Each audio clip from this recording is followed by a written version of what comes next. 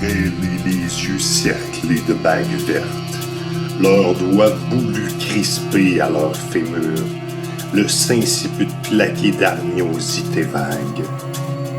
Comme les floraisons lépreuses des vieux murs, ils ont greffé dans des amours épileptiques leur fantasque ossature au grand squelette noir de leur chaise.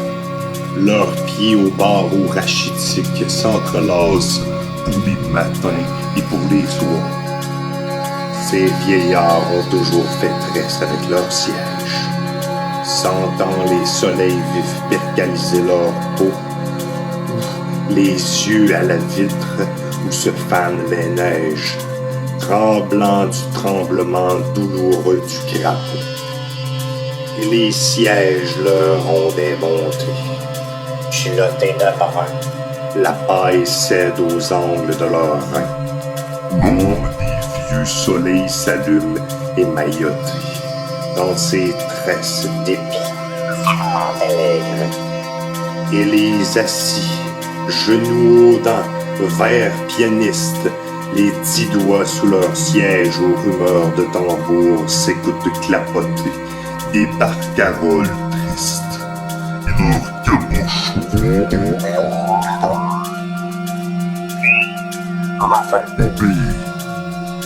C'est le naufrage. Ils surgissent grondant comme des chats griffés, ouvrant lentement leurs omoplates, en rage.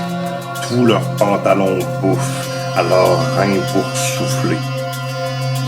Et vous les écoutez cognant leur tête chauve aux murs sombres, plaquant et plaquant leurs pieds d'or.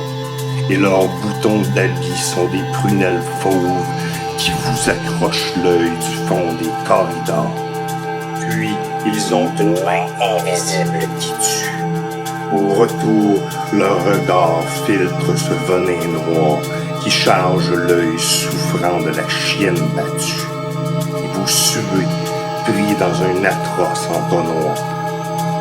Rassis, les poings noyés dans les manchettes sales, ils songent à ceux-là qui les ont fait lever, et de l'aurore au soir des grappes d'amygdales sous leur menton chétif s'agitent à crever.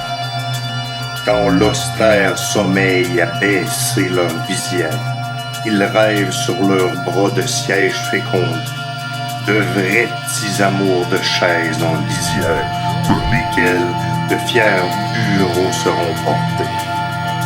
Des fleurs d'encre crachant des pollens en verdure, les bercent le long des calices accroupis, tel qu'au fil des glaïeuls, le vol des libellules et le membre sagace à des barbes